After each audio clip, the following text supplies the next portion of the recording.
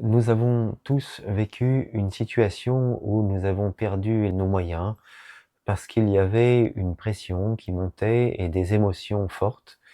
Nous avons perdu nos capacités et ce que nous savions, ce que nous maîtrisions en temps ordinaire, sans la pression, il semblerait que nous en ayons perdu une grande partie au moment où justement cette pression monte. Nous allons parler des émotions dans cette vidéo et de l'impact que ça a sur notre manière de penser, sur la qualité de notre réflexion et forcément de nos décisions et des actions qui vont découler de ces décisions. Est-ce que c'est bien de décider lorsque nous sommes en colère? Est-ce que si nous sommes sous le coup de la peur? C'est tout un sujet et on va essayer d'y répondre brièvement dans cette petite vidéo.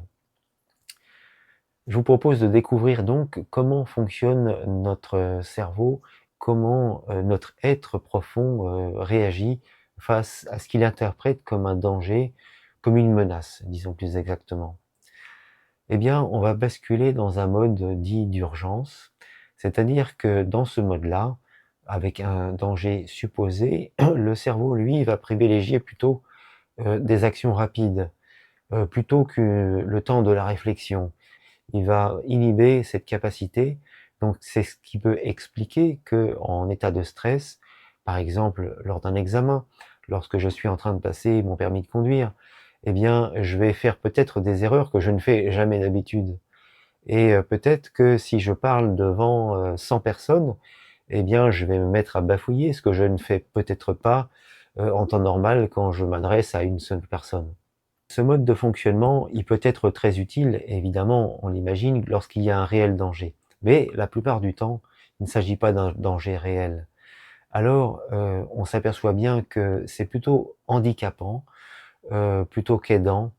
Donc, qu'est-ce qu'on peut bien faire par rapport à ces émotions? Comment est-ce qu'on va pouvoir améliorer, en fait, la qualité de notre réflexion et puis de nos décisions et des actions qui découlent?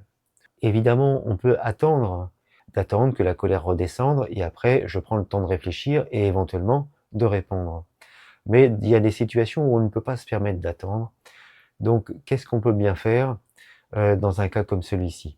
Dans une prochaine vidéo, on va faire un exercice ensemble. On va découvrir comment les choses se passent et qu'est-ce qu'on peut faire naturellement, très simplement, par rapport à des émotions qui nous traversent.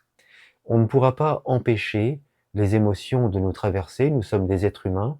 Elles révèlent généralement des blessures qui sont profondes, mais ça, on va y revenir plus précisément, puisqu'il y a un intérêt aussi à creuser le pourquoi en fait de ces émotions, et donc d'aller chercher ces blessures profondes et d'en prendre soin, d'y apporter suffisamment d'attention pour qu'elles puissent guérir.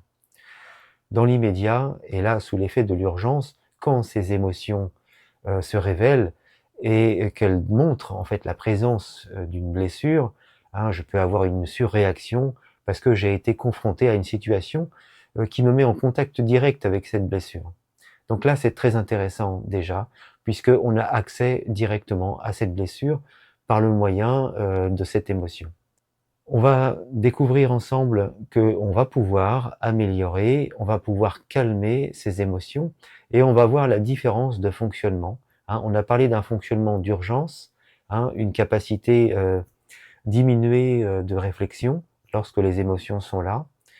Et donc, en faisant l'expérience ensemble de revenir à un état émotionnel beaucoup plus stable, beaucoup moins fort, eh bien, on va observer notre capacité de réflexion qui va revenir progressivement, une autre vision de la situation et un changement de comportement en général et puis un meilleur bien-être.